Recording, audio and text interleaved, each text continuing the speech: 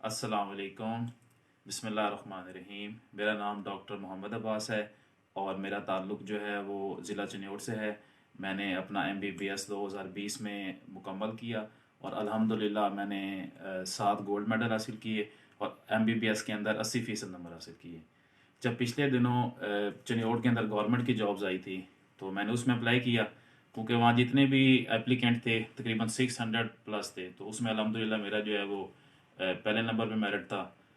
और जब लिस्ट लगी है तो वो 37 जो एप्लीकेंट्स थे, जिन 37 लोगों की सिलेक्शन हुई है, उसके अंदर मेरा नाम नहीं आया। नाम क्यों नहीं आया? इस वजह से नहीं आया क्योंकि मेरी कोई सियासी सिफारिश नहीं थी, क्योंकि मैंने रिश्वत नहीं दी। क्योंकि आपके सामने अल्हम्दुलिल्लाह 7 गोल्ड मेडल हैं, नंबर अच्छे हैं, ये डिस्टिंक्शन सर्टिफिकेट्स हैं, ये आप देख सकते हैं।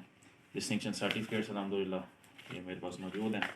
लेकिन इसके बावजूद जो है वो आप देख सकते हैं मेरी सिलेक्शन नहीं की गई। तो इसी वजह से नहीं की गई क्योंकि मेरी कोई रिश्वत नहीं थी, मैं सिफारिश नहीं करा सका।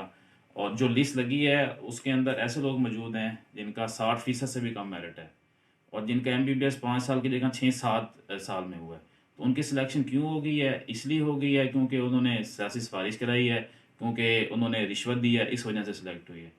तो मैं दरख्वास्त करता हूँ वज़ीर आज़म से, वज़ीर आला साहब से और हेल्थ सेक्रेटरी से कि वो जो चिन्योट के CEO हैं और DC हैं, इनके खिलाफ एक्शन लें और इसकी तलाश करें कि ये जो मेरिट का कत्ल किया गया है, मेरिट के खिलाफ सिलेक्शन की क्यों की गई है। तो आप हमारा लाजमी साथ दें। मैं अकेला नहीं हूँ, मेरे साथ कई डॉक्टर्स ऐसे हैं, मेल डॉक्टर्स हैं, फीमेल डॉक्टर्स हैं, जिनके साथ नाइंसाफ़ी हुई है, जिनका मेरिट जो है वो टॉप 20 में था, लेकिन उनका नाम बिल्कुल लिस्ट में नहीं आया। जो 37 लोगों की लिस्ट लगी है उनमें उनका नाम नहीं आया। तो उम्मीद करता हूँ आप सब मेरा साथ देंगे और इंशाल्लाह इस जुल्म के ख़िलाफ़ हम मिल के उठेंगे। बहुत शुक्रिया।